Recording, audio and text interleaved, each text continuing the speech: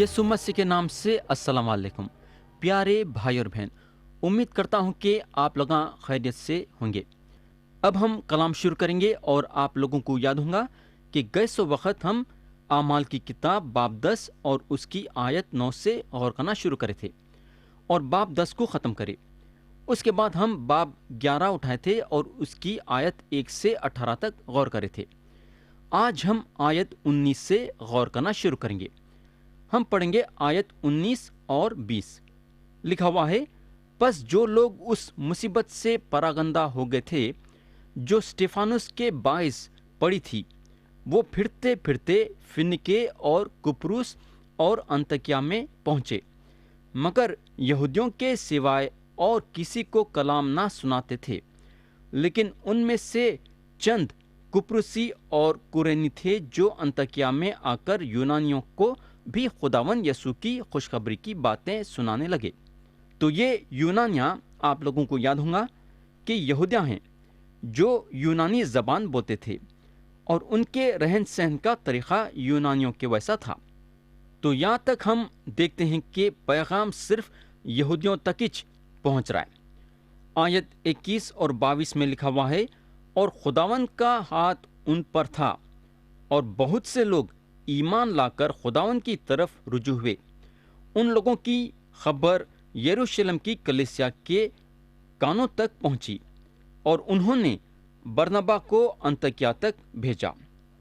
तो यहाँ अंतकिया में खुदा की रूह बड़े जोरों से काम कर रही है और जो यरूशलेम की कलीसिया है वो खुदा के बड़े बड़े कामों को जो खुदा अंतकिया में कर रहा है सुनती है। तो यरूशलेम की कलीसिया बरनबा को अंतकिया को भेजती है। अब आगे चल के हम देखेंगे कि अंतकिया जो है कलीसिया का दूसरा अड्डा बन जाता है, बल्कि अड्डा जो है यरूशलेम से अंतकिया में हो जाता है। आयत 23 और 24 में लिखा हुआ है, वो पहुंचकर और खुदा का फजल देखकर खुश हुआ और उन सबको नसीहत की कि दिली इरादे से खुदावंत से लिपटे रहो, क्योंकि वो नेक मर्द और रूहुल खुद्स और ईमान से मामूर था और बहुत से लोग खुदावंत की कलीसिया में आ मिले। तो ये एक ज़बरदस्त बात है जो बरनबा के बारे में बताई गई है। उन्होंने एक नेक आदमी थे, पाक रूह में भरे हुए थे और ईमान में भी भरे हुए थे। और मेरे भाई, एक मसीही होने के नाते हम एक नेक आदमी होना चाहिए। यहाँ बरनबा ये कलीसिया के पादरी बन गए और उन्होंने खुदा की बड़ाई करने लगे और लोगों को कलाम में नसीहत करने लगे और कलीसिया बढ़ने लगी। और कलाम बताता है कि बहुत से लोग खुदावन की कलीसिया में आ मिले। तो जब कलीसिया बढ़ने लगी तो ये ज़रूरी हो गया था कि बरनबा को एक मददगार की ज़रूरत है और बरनबा जानते थे कि उनके हाथ के नीचे काम करने के लिए उनको एक नेक और अच्छा आदमी कहाँ से मिल सकता है। आयत 25 और 26 में लिखा हुआ है, फिर वो शॉल की तलाश में तरसुस को चला गया और जब वो मिला तो उसे अंतकिया में लाया। और ऐसा हुआ कि वो साल भर तक कलीसिया की जमात में शामिल होते और बहुत से लोगों को तालीम देते रहे और शागिर्द पहले अंतकिया ही में मसीही कहलाए। तो बरनबा को जो है सौल को ढूंढने की जरूरत थी और ढूंढना पड़ा। तो यहाँ जो है यीशु मसीह पे ईमान रखने वालों को मसीही बुलाया गया। आयत 27 से 30 में लिखा हुआ है, जो कि ये बाप के आखिरी आयतें हैं। उन्हीं दिनों में चंद नबी यरूशलेम से अंतकिया में आए और उनमें से एक ने, जिसका नाम अगबस था, खड़े होकर रूह की हिदायत से जाहिर किया कि तमाम दुनिया में बड़ा काल पड़ेगा और ये क्लौडियस के अहद में वाक़ई हुआ। बस शागिर्दों ने तजवीज़ की कि अपने अपने मकदूर के मुआफ़िक यहूदियों में रहने वाले भाइयों की खिदमत के लिए कुछ भेजें। चुनांची उन्होंने ऐसा ही किया और बरनबा और शौल के हाथ बुजुर्गों के पास भेजा। प्यारे भाई और बहन, जो वाक़या यहाँ बताया गया है वो हुआ और काल पड़ा मगर ये काल का असर यरूशलेम में ज्यादा महसूस किया गया, जहाँ कलीसिया सताई गई थी और कलीसिया को तकलीफ पहुंचाई गई थी। और इस वक्त कलीसिया को हर चीज की जरूरत पड़ने लगी। और यहाँ एक जबरदस्त चीज हमको ये देख सकते हैं कि कलीसिया में एक दूसरों के लिए मोहब्बत थी और ईमान रखने वाले यरूशलेम की कलीसिया की मदद करने लगी। हमको याद होगा कि सौल एक वक्त पे सारी कलीसिया को सताने पे तुल गए थे। और ये एक कितनी अच्छी बात है कि जो सौल एक वक्त पे कलीसिया को सताते थे, वो सौल की जिंदगी में यीशु मसीह को कबूल करने से उनके जिंदगी में तब्दीली आई और उन्होंने अपने मदद का हाथ कलीसिया की तरफ बढ़ाया। तो प्यारे भाई और बहन, अगर हम अपने आप को मसीही बोलते हैं तो इस तरीके की जिंदगी गुजारना हमारे लिए जरूरी है। हमारे दिल में मसीह की मोहब्बत रहना जरूरी है। अगर एक दूसरों के तकलीफों के वक्त काम नहीं आते हैं तो हम अपने आप को मसीही समझना बेकार है। तो यहाँ ख़त्म हुआ आमाल की किताब का 11वां बाब, और अब हम उठाएंगे बाब 12। अगर हम ये बाब में देखेंगे तो कलीसिया हेरोदस बादशाह के जरिए से सताई जाती है और याकूब को कत्ल किया जाता है और पतरस को कैद खाने में डाला जाता है, मगर मौजूजे के जरिए से पतरस छुड़ाए जाते हैं। उसके बाद हेरोदस की मौत हो जाती है। अब हम ये बाप पे गौर करना शुरू करेंगे। हम पढ़ेंगे आयत 1, लिखा हुआ है, उस वक्त में हेरोदस बादशाह ने सताने के लिए कलीसिया में से बास पर हाथ डाला।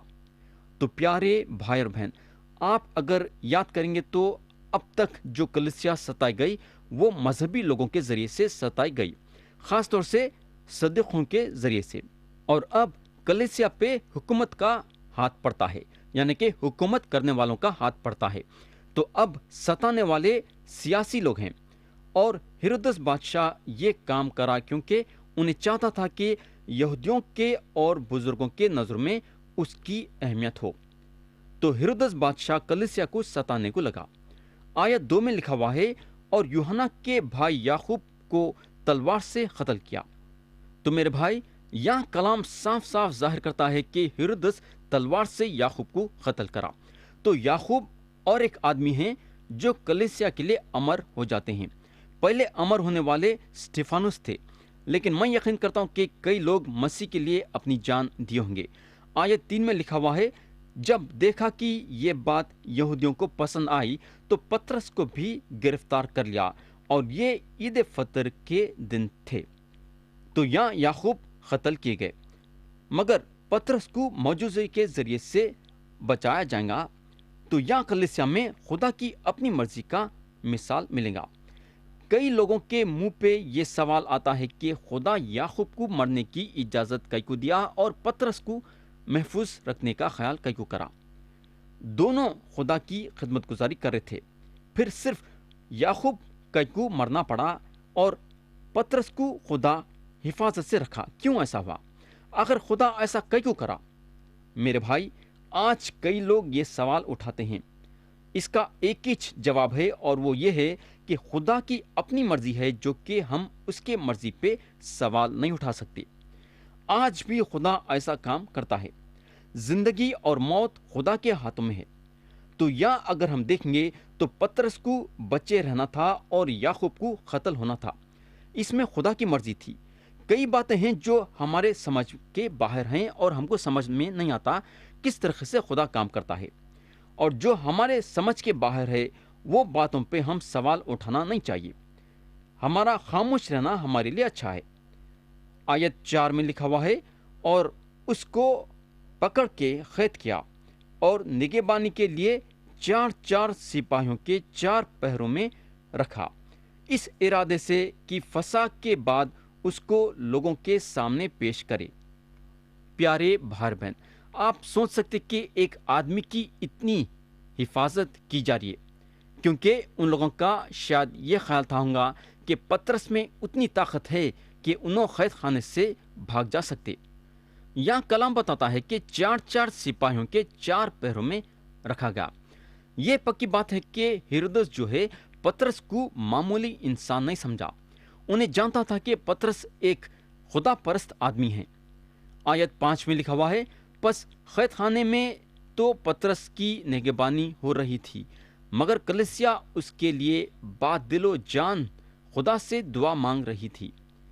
تو یہاں اگر ہم غور کریں گے تو کلیسیا خدا کے سامنے ایک لمبی فہرست نہیں رکھے، بلکہ ساری کلیسیا صرف پترس رسول کے لیے دعا کری تھی۔ یہ کلیسیا کا دل تمام جو ہے پترس میں اٹکا ہوا تھا، اور ان لوگوں کی دلی خواہش خدا سے یہ تھی کہ خدا پترس کو کسی حال سے بھی چھڑا دینا۔ ایک آدمی کے لیے ساری کلیسیا دل و جان سے خدا کی طرف اپنی آواز اٹھا رہی تھی۔ پیارے بھائی اور بہن، ہمارا بھی یہ رویہ ہے نا کہ اگر کلیسیا کا کوئی آدمی یا عورت مصیبت میں مبتلا ہو جاتی ہے تو ساری کلیسیا ایک دل اور ایک جان ہو کے اس کے لیے دعا کرنا چاہیے۔ آیت 6 میں لکھا ہوا ہے، اور جب ہیرودس اسے پیش کرنے کو تھا تو اسی رات پترس 2 زنجیروں سے باندھا ہوا 2 سپاہیوں کے درمیان سوتا تھا، اور پہرے والے دروازے پر قید خانے کی نگہبانی کر رہے تھے۔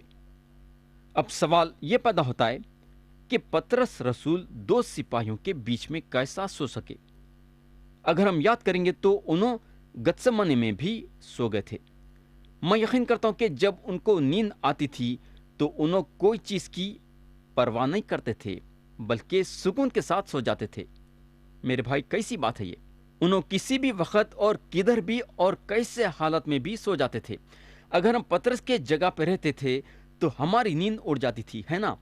ہم ساری رات یہ سوچنے کو لگتے تھے کہ کل صبح جب ہم عدالت میں کھڑے ہوں گے تو ہیرودس بادشاہ ہمارے لیے کیا کریں گا اور کیسا فیصلہ کریں گا۔ ہم ہمارے جان کے بارے میں سوچ کے ساری رات فکر مند ہو جاتے تھے، ہے نا؟ مگر یہ ایک زبردست بات ہے کہ پترس کے دل میں کسی بات کا ڈر نہیں تھا، بلکہ 2 سپاہیوں کے بیچ میں بے فکری کے ساتھ سو رہے تھے۔ اس کی وجہ یہ تھی کہ ان کا پورا بھروسہ خدا پہ تھا۔ اگر ہمارا پورا بھروسہ خدا پہ رہے گا تو ہم کسی بات کی فکر نہیں کریں گے، بلکہ کیسی بھی حالت کیوں نہ ہو جاؤ ہم بے فکر رہیں گے اور ہماری نظر ہم خدا پہ رکھیں گے۔ حالانکہ پترس سو رہے تھے مگر ان کا دل و دماغ جو ہے خداوند پہ تھا۔ آیت 7 سے 9 میں لکھا ہوا ہے کہ دیکھو، خداوند کا ایک فرشتہ آ کھڑا ہوا اور اس کھوٹری میں نور چمک گیا، اور اس نے پترس کی پھسلی پر ہاتھ مار کر اسے جگایا اور کہا کہ جلد اٹھ، اور زنجیریں اس کے ہاتھوں میں سے کھل پڑیں۔ پھر فرشتے نے اس سے کہا، کمر باندھ اور اپنی جوتی پہن لے۔ اس نے ایسا ہی کیا۔ پھر اس نے اس سے کہا کہ اپنا چوگا پہن کر میرے پیچھے ہو لے۔ وہ نکل کر اس کے پیچھے ہو لیا، اور یہ نہ جانا کہ جو کچھ فرشتے کی طرف سے ہو رہا ہے وہ واقعی ہے، بلکہ یہ سمجھا کہ رویا دیکھ رہا ہوں۔ تو یہاں خدا کا فرشتہ ان کو ایک آسان سا کام کرنے کے لیے بولتا ہے، اور وہ کام یہ ہے کہ انہوں اپنی کمر باندھ لینا اور اپنی جوتی پہن لینا۔ تو یہاں جو ہے پریشان ہونے کی بات نہیں تھی، بلکہ فرشتہ جو ہے پترس کی ایک سمجھداری کے ساتھ آگے لے کے بڑھ رہا تھا، یعنی کہ فرشتہ جو ہے پترس کے ساتھ تھا اور ان کو آگے لے کے بڑھ رہا تھا، اور سمجھداری کے ساتھ۔ پترس شاید یہ سوچے کہ سارے باتیں جو یہاں ہو رہی ہیں وہ رویا میں ہیں، یعنی کہ انہوں یہ دیکھ رہے ہیں کہ انہوں رویا دیکھ رہے ہیں، مگر ایسی بات نہیں ہے، یہ حقیقت ہے۔ آیت 10 میں لکھا ہوا ہے، پس وہ پہلے اور دوسرے حلقے میں سے نکل کر اس لوہے کے پھاٹک پر پہنچے جو شہر کی طرف ہے، وہ آپ سے آپ ان کے لیے کھل گیا۔ پس وہ نکل کر کوچے کے اس سرے تک گئے اور فوراً فرشتہ اس کے پاس سے چلا گیا۔ پیارے بھائی بہن، ان لوگوں کے پاس کافی سپاہیاں تھے پترس کو قید خانے میں رکھنے کے لیے۔ میں جہاں تک سمجھتا ہوں ان لوگ ایسی کچھ امید رکھے تھے۔ آپ کو یاد ہوگا کہ یسوع مسیح خبر کے باہر آئے تھے۔ مسیح کا باہر آنا ان لوگوں کو چوکنیا کر دیا، اور ایسی چیز پھر سے یہ لوگ نہیں چاہتے تھے کہ ہونا۔ اس لیے ان لوگ پترس کا پہرا سخت کر دیے تھے۔ اگر ہم یاد کریں گے تو یروشلم کی کلیسیا پترس کے لیے دعا کریے، اور یہ سب یہاں ہو رہا ہے۔ جیسا پترس خطرے سے باہر ہو جاتے ہیں تو خدا کا فرشتہ ان کو چھوڑ دیتا ہے۔ تو یہ پکی بات ہے کہ کلیسیا کی دعائیں سنی گئی۔ خدا جو ہے کلیسیا کے دعا کو سنا اور ان کے دعا کا جواب دیا۔ ان کی دعا اتنی زبردست تھی اور اتنے جوش کے ساتھ تھی کہ خدا ان کے دعا کو سنا۔ میرے بھائی، ہمارے لیے کتنا ضروری ہے کہ جب ہم کسی کے لیے دعا کرتے ہیں تو پورے جوش کے ساتھ اور پورے طاقت کے ساتھ دعا کرنا چاہیے، اور ہمارے دل میں یہ یقین کرنا چاہیے کہ خدا ضرور ہماری دعا کو سنیں گا اور کام کریں گا۔ لیکن ہمارے میں کمزوری یہ ہے کہ ہم دعا تو ضرور کرتے ہیں لیکن ایمان نہیں رکھتے ہیں اور خدا پہ بھروسہ نہیں رکھتے ہیں۔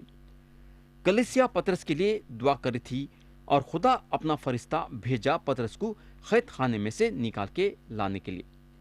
آیت 11 میں لکھا ہوا ہے، اور پطرس نے ہوش میں آ کر کہا کہ اب میں نے سچ سچ جان لیا کہ خداوند نے اپنا فرشتہ بھیج کر مجھے ہیرودس کے ہاتھ سے چھڑا لیا اور یہودی قوم کی ساری امید توڑ دی۔ تو یہاں پطرس فوراً سے پہچان لیتے ہیں کہ خدا ان کو قید خانے سے چھڑایا ہے۔ آیت 12 میں لکھا ہوا ہے، اور اس پر غور کر کے اس یوحنا کی ماں مریم کے گھر آیا جو مرقس کہلاتا ہے۔ وہاں بہت سے آدمی جمع ہو کر دعا مانگ رہے تھے۔ تو پیارے بھائی اور بہن، کلیسیا کے پاس اس وقت اور اس کے 100 یا 150 برس بعد کوئی بلڈنگ نہیں تھی، یعنی کہ کلیسیا جو ہے جیسا ہم بلڈنگ سمجھتے ہیں ویسا نہیں تھی، جہاں ہم ایک بلڈنگ بنا کے جو ہے جمع ہو کے دعا کرتے ہیں ویسا نہیں تھا، بلکہ کلیسیا جو ہے ایک گھر میں جمع ہوتی تھی اور وہاں جو ہے دعا کرتے تھے اور روٹی توڑتے تھے اور جو ہے مل جل کے باتیں کرتے تھے اور آگے بڑھتے تھے ایمان میں۔ تو کلیسیا اس طریقے سے جو ہے ایک گھر میں جمع ہوئی تھی، اور جو ہے یہ گھر جو ہے مرقس کے ماں کا گھر تھا، اور وہاں بیٹھ کے لوگ جو ہے پطرس کے لیے دعا کرے تھے۔ اب ہم آیت 13 پڑھیں گے۔ لکھا ہوا ہے، جب اس نے پھاٹک کی کھڑکی کھٹکھٹائی تو رودے نام ایک لونڈی آواز سنی آئی۔ تو یہ دن جو ہے ایسے تھے کہ ایمان رکھنے والے ستائے جا رہے تھے، اور ایک دم سے دروازہ کھول دینا خطرناک ثابت ہو سکتا تھا۔ تو یہ معلوم کرنا ضروری تھا کہ آخر دروازے پہ کون کھٹکھٹا رہا ہے۔ آیت 14 میں لکھا ہوا ہے، اور پطرس کی آواز پہچان کر خوشی کے مارے پھاٹک نہ کھولا، بلکہ دوڑ کر اندر خبر کی کہ پطرس پھاٹک پر کھڑا ہے۔ تو یہ لڑکی دروازہ کھولنا بھول گئی۔ اب سوال یہ پیدا ہوتا ہے کہ آخر لڑکی دروازہ کیوں نہیں کھولی؟ انہیں دروازہ اس لیے نہیں کھولی کیونکہ جب اس کو پتا چلا کہ پطرس کھٹکھٹا رہے تو انہیں خوشی سے اتنا بھر گئی کہ ان سب سے پہلے جا کے وہ لوگوں کو خبر دینا چاہتی تھی جو دعا کر رہے تھے۔ میرے بھائی، جب ہم خوشی کے مارے بھر جاتے ہیں تو ہم کو بالکل سمجھ میں نہیں آتا کہ ہم کیا کریں، لیکن ہم چاہتے کہ وہ خوشی جو ہے پہلے دوسروں کو سنانا۔ انہیں ان لوگوں کو یہ بتانا چاہتی تھی کہ پطرس آ گئے ہیں اور پھاٹک پہ کھٹکھٹا رہے ہیں۔ آیت 15 میں لکھا ہوا ہے، انہوں نے اس سے کہا تو دیوانی ہے، لیکن وہ یقین سے کہتی رہی کہ یوں ہی ہے۔ انہوں نے کہا کہ اس کا فرشتہ ہوگا۔ تو یہ لوگ یہ لڑکی کا یقین نہیں کرے۔ خدا جب بڑے کام ہمارے آنکھوں کے سامنے دکھاتا ہے تو ہم یقین کرنا نہیں چاہتے۔ سوال یہ پیدا ہوتا ہے کہ خدا یہ بڑا کام کئی کو کرا؟ خدا اس لیے کرا کئی کو بولے تو یہ لوگ خدا سے دعا کرے، یا خدا ان کے دعا کا جواب دیا اور یہ لوگ جو ہیں یقین کرنا نہیں چاہتے تھے کہ واقعی میں پطرس وہاں کھڑے ہوئے ہیں، لیکن خدا یہ کام کرا۔ آیت 16 اور 17 میں لکھا ہوا ہے، مگر پطرس کھٹکھٹاتا رہا، پس انہوں نے کھڑکی کھولی اور اس کو دیکھ کر حیران ہو گئے۔ اس نے انہیں ہاتھ سے اشارہ کیا کہ چپ رہیں اور ان سے بیان کیا کہ خداوند نے مجھے اس طرح قید خانے سے نکالا۔ پھر کہا کہ یعقوب اور بھائیوں کو اس بات کی خبر کر دینا، اور روانہ ہو کر دوسری جگہ چلا گیا۔ تو یہ لوگوں کا یہ یقین کرنا کہ پطرس قید خانے سے چھٹ کے آئے بڑی مشکل کی بات تھی۔ ان لوگ یہ یقین نہیں کر سکے کہ خدا ان لوگوں کے دعا کا جواب دیا۔ تو یا پطرس ان لوگوں سے ملاقات کرے اور شہر کے باہر چلے گئے۔ اب سوال یہ پیدا ہوتا ہے کہ جب خدا اپنی طاقت سے پطرس کو قید خانے سے باہر نکالا تو کیا وہ خدا پطرس کو یروشلم میں حفاظت سے نہیں رکھ سکتا تھا کیا؟ سوچو تھوڑی دیر کے لیے، پطرس کو شہر کے باہر جانے کی کیا ضرورت تھی؟ کیا پطرس یہ نہیں سوچ سکتے تھے کیا کہ خدا جب میرے کو قید خانے سے باہر نکالا تو خدا میرے کو یروشلم میں بھی حفاظت سے رکھیں گا اور انہیں حفاظت سے رکھنے کی طاقت رکھتا ہے۔ پطرس یروشلم میں ٹھہر جا سکتے تھے مگر انہوں ٹھہرنا نہیں چاہتے تھے، کہیں بولے تو انہوں خدا کو آزمانا نہیں چاہتے تھے۔ یروشلم میں رکنا خدا کو آزمائے ویسا تھا۔ میرے بھائی، خدا ہم کو عقل اور سمجھ بھی دیا ہے اور خدا چاہتا ہے کہ ہم ہماری عقل اور سمجھداری بھی استعمال کرے اور اس کو نہ آزمائے۔ آیت 18 میں لکھا ہوا ہے، جب صبح ہوئی تو سپاہی بہت گھبرائے کہ پطرس کا کیا ہوا۔ جب ہیرودس نے اس کی تلاش کی اور نہ پایا تو پہرے والوں کی تحقیقات کر کے ان کے قتل کرنے کا حکم دیا اور یہودیہ کو چھوڑ کر قیصریہ میں جا رہا۔ تو جب سپاہیوں کو پتا چلا کہ پطرس نہیں ہے تو میں جہاں تک سمجھتا ہوں کہ آدھی فوج کو بلائے ہوں گے۔ ہو سکتا ہے کہ ایک ایک گھر کی تلاشی ہوئی ہوں گی۔ ہو سکتا ہے کہ چند سپاہیوں کو شہر کے اطراف کھڑا دیے ہوں گے تاکہ پطرس شہر کے باہر نہ گئے ویسا، مگر ناکامیاب رہے کیونکہ پطرس شہر میں نہیں تھے۔ تو پیارے بھائی اور بہن، مارنے والے سے بچانے والا بڑا ہے۔ زندگی اور موت خدا کے ہاتھ میں ہے۔ خدا کی مرضی تھی کہ پطرس زندہ رہنا، اور خدا پطرس کو ان کے دشمنوں کے حوالے نہیں کرا بلکہ ان کو ان کے دشمنوں کے ہاتھوں سے چھڑایا۔ مگر یہ سارے باتوں کے بیچ کی بات ہم کیا سیکھتے ہیں؟ ہم یہاں یہ سیکھتے ہیں کہ ہم دعا سے پیچھے ہٹنا نہیں چاہیے۔ خدا ہمارے دعا سے خوش ہوتا ہے اور جب انہیں ہمارے دعا کا جواب دیتا ہے تو ہم کو خوشی ہوتی ہے اور خدا کا جلال نظر آتا ہے۔ جب کلیسیا پطرس کے لیے دعا کری اور خدا پطرس کو قید خانے سے چھڑایا اور پطرس جب آ کے کلیسیا سے ملے تو کلیسیا یہ بات سے خوش ہوئی کہ خدا ان کے دعا کا جواب دیا ہے اور ان کے بیچ میں خدا کا جلال نظر آیا۔ تو پیارے بھائی اور بہن، کیا آپ خدا سے دعا کرنا چاہیں گے کیا؟ کیا آپ خدا کے جلال کو اپنے بیچ میں دیکھنا چاہیں گے کیا؟ خدا ہم سب کو آج کے کلام کے ذریعے سے برکت دے۔ یسوع مسیح کے نام سے آمین۔